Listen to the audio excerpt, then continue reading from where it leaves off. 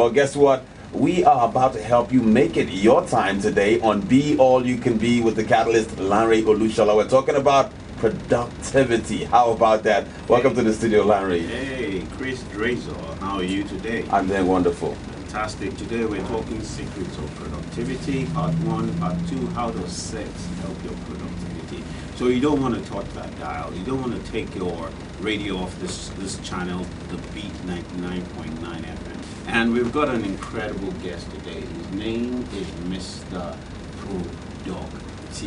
Productivity coach, Remy Dairo. How are you today? I'm cool. Welcome to Be All You Can Be with the Catalyst. So excited to be here. Well done, guys. Fantastic. So today we're talking about the secrets of productivity. Yeah. Because you're called me, why are you called Mr. Productivity self? Productivity is my passion.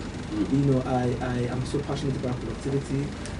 I've worked in the private sector. I've seen a lot of things there. I've also worked in the public sector, and I discovered that the problem of an average African man is productivity, which is the expectation of the creation. I mean, the creator himself. Every man have the capacity to produce, but the question is, how do I produce? What do I produce? What do I give back and all that? So what will you do? I mean, you're going back to the beginning, and we are talking about the creator. You say that the expectation of the creator is productivity. What do you mean by that? All right. I mean, I don't want to begin to quote the Bible or quote the Quran here. No, you can't. I can't do that. Of course. This is Be All You Can Be. We deal with spiritual, emotional, psychological, intellectual, and physical stuff. Everything awesome, they hear. That's awesome. In Genesis chapter 1 verse 28, the scripture says, be fruitful. Be fruitful means be productive. Really? Exactly. And it's not a commandment, it's an expectation. Because in the preceding verse, it said, and God blessed them. There was first a blessing. There was first a loading. There was first, a lot of investment into man. And then God said, be fruitful. Give me fruit of the seed I put inside of you. So there wouldn't have been an expectation of fruitfulness if there has not been, an investment of seeds. So the capacity of man is to produce. Wow. The very first thing that we're learning from productivity coach Remy Dairo is that productivity is the expectation of your creator. Exactly. And so he has sown those seeds into you. And you need to take the personal responsibility to let those seeds germinate and produce a harvest. So what is the definition of productivity then? Productivity in a technical term is the result you get in line with the with investment that are our tools given to you to make it happen, which is called the input in line. I mean the output in line with the input. Therefore, when you check your productivity, we check what has been given to you. The level of the input will determine how we rate your output. Some have enough input and they are not producing. I mean, their output is very less, so they are not productive. Wow. So you're saying that productivity is a combination. Well, the expectation of productivity is your output. But you cannot just look at output alone. You've got to look at the input. Exactly. What are you doing? What are you thinking? What are you What do you have? What do you have? What resources do you have at your disposal? Right. And for some people, they have the resources, yes, but they don't know. They don't for some people, they have resources, they are looking for other people's resources. So talk to us about this input. What are the components of the inputs that you look out for in productivity? Three dimensions. Number one input is what you carry yourself, the potential, the internal input that the creator has already put in there. Every man has that, and that's why you see you see that a lame or a cripple, a blind, they perform, and they brought gold to this country. Wow. Why? Because there's something inside of them, so their productivity was not tied to what they do not have. It is what they have that they used. So the first thing is potential, is the strength, and all the things that a baby was born with. Wow. From the creator is the first potential. So we're saying that number one input component in productivity terms is your inner resources, your gifts, your talent, your passion, your natural abilities, your strengths. And so what is the next thing? The next thing is now what you find around you. Now the environment is, has been created for our productivity. And I say this, Nigeria. Nigeria. Yes, Nigeria is so I beg you, people out there are saying, Remi Dairo, what are you talking? You are saying that this country is created for your own productivity. I tell you. Then I did a message one time. I said the productivity capacity of Nigeria. Even Nigeria cannot even see it. What is the productivity capacity in this country? If you start that, we can't even finish it. Really? But number one is our number.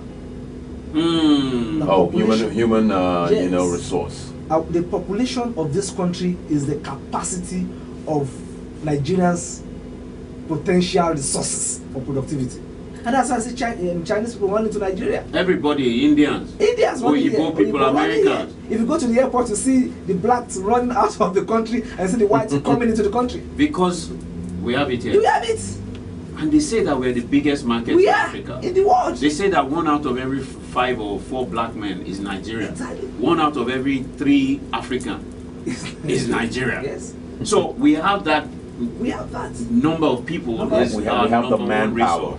We have it. We have the manpower, definitely. I was about organizing the National Productivity Summit, and I'm bringing the first productivity expert in the world. The guy was excited to come to Nigeria. I was shocked because they've not been to Africa. So if you talk about Africa, Nigeria is number 1. We have the number. We have the challenge. The challenges of Nigeria as an opportunity for the productivity of an average Nigerian. Wow. So first of all, look within.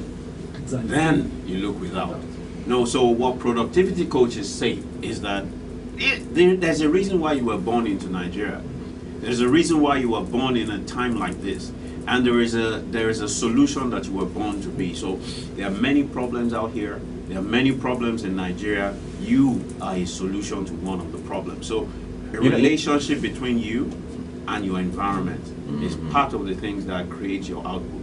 But if you do not know what you are loaded with and the resources you have, if you do not honor it, if you do not develop it, if you do not engage it, and if you do not appreciate your environment and take cognizance of the opportunities that lie within this environment, you will never be able to become productive. Exactly. Chris, you were going to say something? Oh yeah, I was going to tell, or should I say, ask Remi.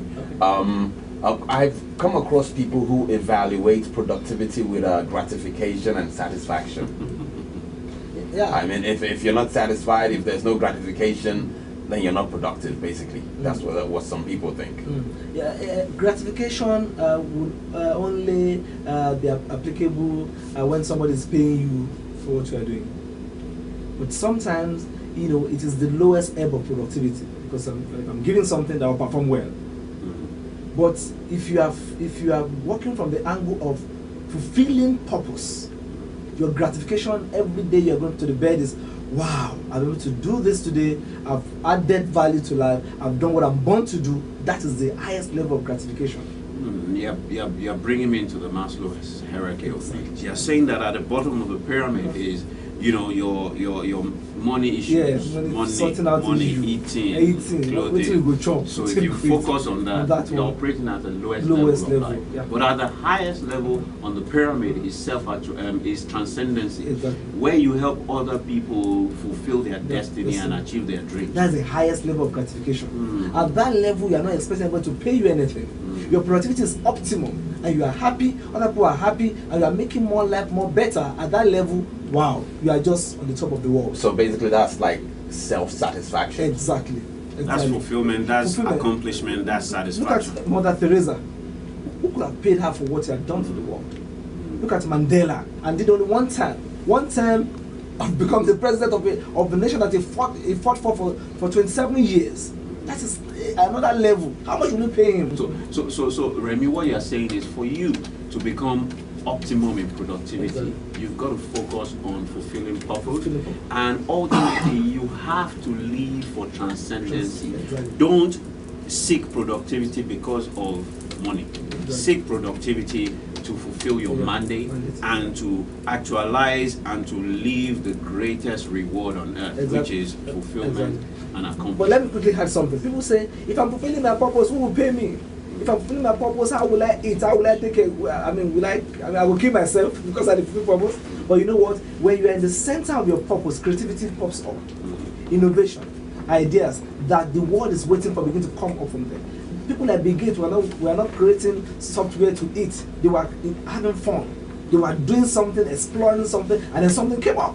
People like Steve Jobs, he was kicked out, he came back in, he was just living his life. It was just in the flow, like you always say. And then from there things began to come alive. So people will only pay higher premium for a product that comes out of that level of productivity. The beauty about productivity and being a solution and adding value and living your purpose is that, people don't pay for products or services, people pay for solutions. The reason why you buy Panadol is because Panadol consistently has a reputation for solving your headache problem. So if you focus on solving problems, you are innovative about packaging it well and presenting it well. You know where the problem is, you know who has the problem, and you have packaged your solution in such an incredible way, people will pay for it. I've got a quick question, on Twitter. It's saying that we're talking about environment. Is the environment just about the mind? And so I want to answer that question. You see, when we talk in neuroscience and psychology terms, when we talk about environment, we're saying everything outside of your conscious mind is your environment. Exactly. So your body outside of your conscious mind, your physiology, are you physically fit? Because if you're not physically fit, you cannot be productive. If you're not psychologically fit, you cannot be productive. If you think negative and you don't have a positive attitude, you can't be productive. If you do not see opportunities around you, you cannot be productive. If you blame other people for where you are, you cannot be productive. People around you are also part of your environment. The places you go, the things that you do, your country, your state, your local government, all of these things are part of your environment. So I define environment as every single thing that is outside of your conscious mind. That is your environment. And your environment influences your behavior. Your behavior influences your capabilities. Your capability influences your beliefs and your values. Your beliefs and your values, they influence your sense of identity. And your sense of identity is very, very critical. And that influences your achievement and your productivity. Yes, you're welcome to Be All You Can Be. Who are we speaking with? My name is Mark Wani. I'm calling from Lagos. Okay. Welcome to the program. Hi Mark, how you doing? So this is Larry Olushola. This is Larry Olushola, and you're on to Be All You Can Be. Okay. Well, I just wanted to say, I appreciate the words you always bring to the table. It's phenomenal. Wow. Thank you.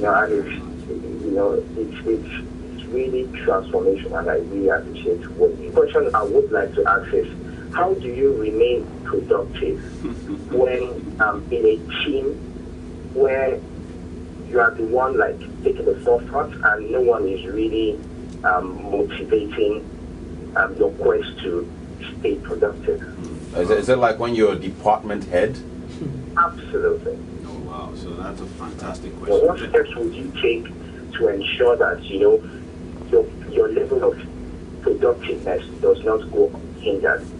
All right. Okay. Thank you very much for calling, Mr. Productivity. I'll go after you. All right. The first question is, what are you doing? What are you doing there? Why are you at work?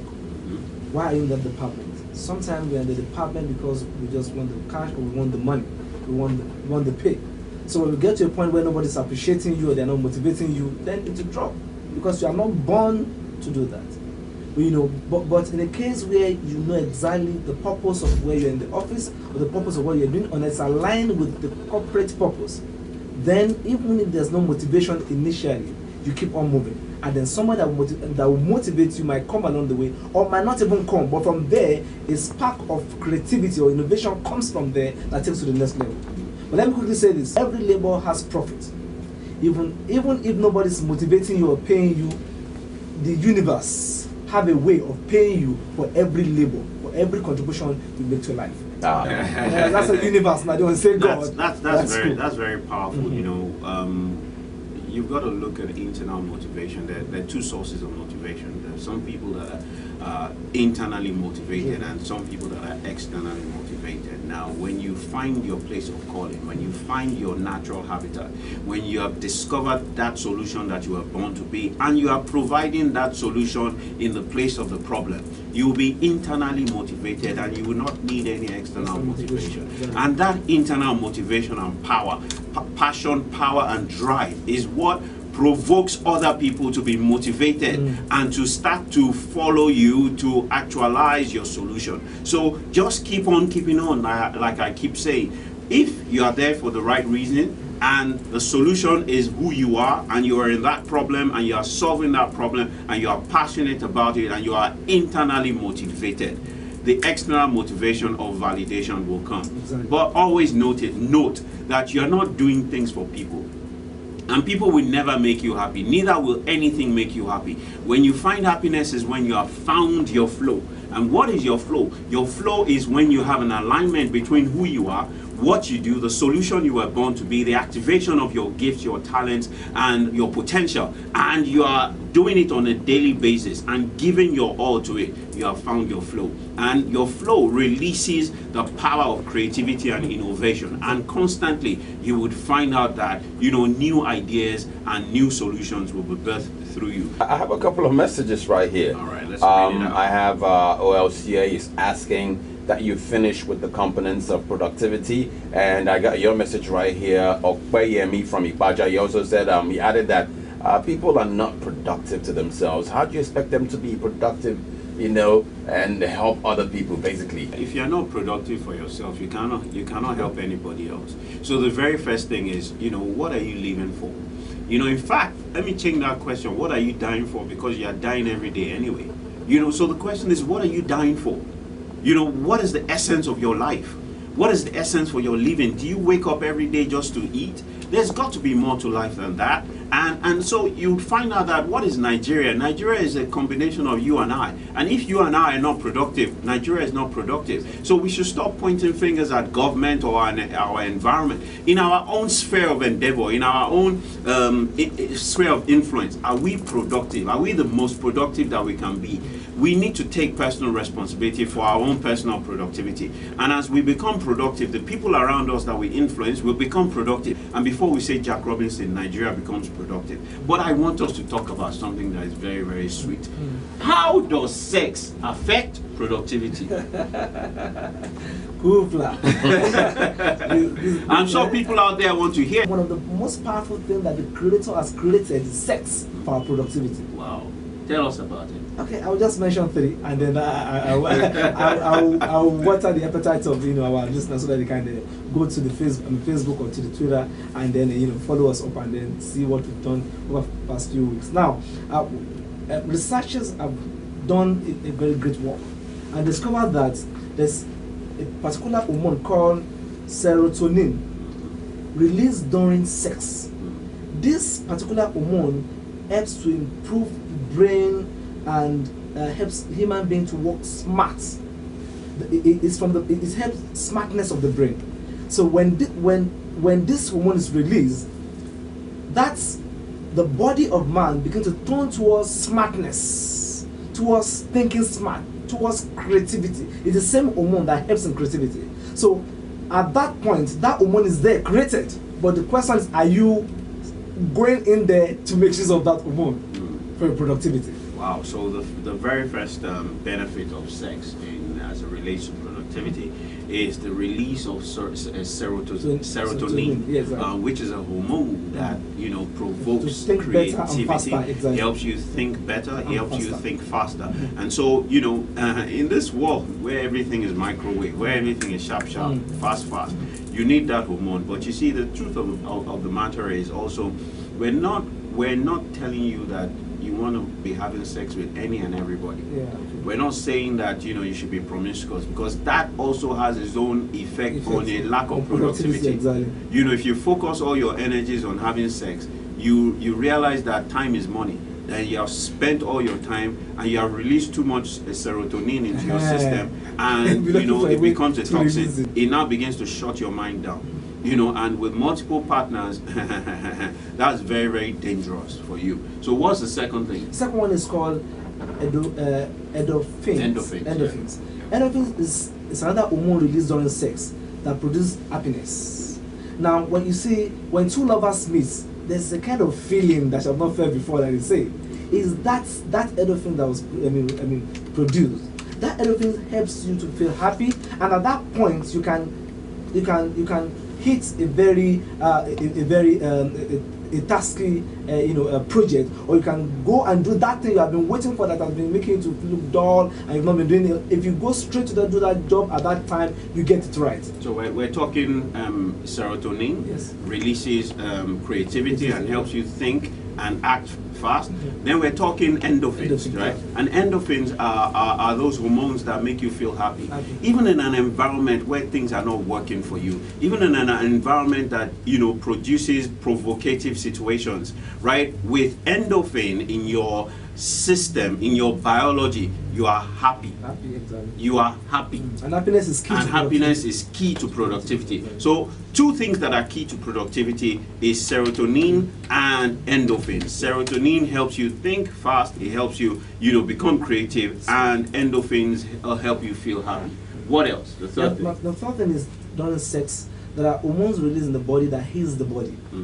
People say, I'm so stressed, I'm tired, work stress here and there. If you have a wife or you have a husband at home, when you get home, don't say you have headache, have sex. Wow. It reduces the stress. Your body is healed. During the day, you've worked yourself up. Now go home and have good sex. The next day, you're going to have a powerful time at work. Wow, so sex is one of the secrets of war against stress. An antidepressant. It's an antidepressant. But with married couples anyway. Most definitely. So I'm coming up with a book very, very soon. A pocket book on war against stress. And sex, I call it sexercise, is one of the tips and one of the secrets of how you can fight your war against stress.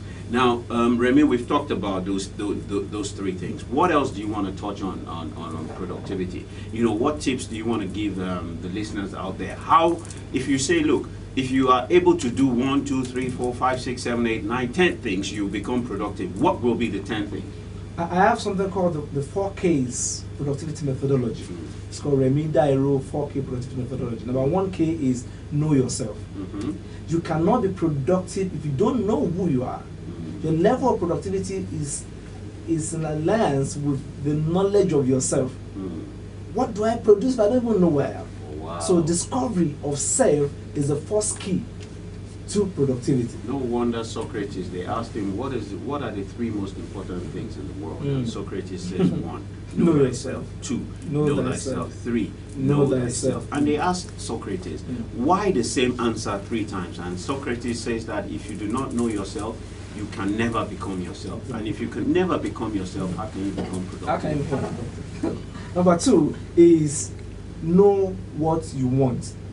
Many people even know who they are, but they don't even know what they want. Wow. They are in the midst of so many options. I want to be engineer, I want to be doctor, I want to be this, I want to be computer engineer. And then they do everything, and when they find one business, they rush in there. They find that business, they rush in there. So knowing what you want gives you direction. Because if you don't have direction, your productivity will be scattered. In fact, it will be less productive.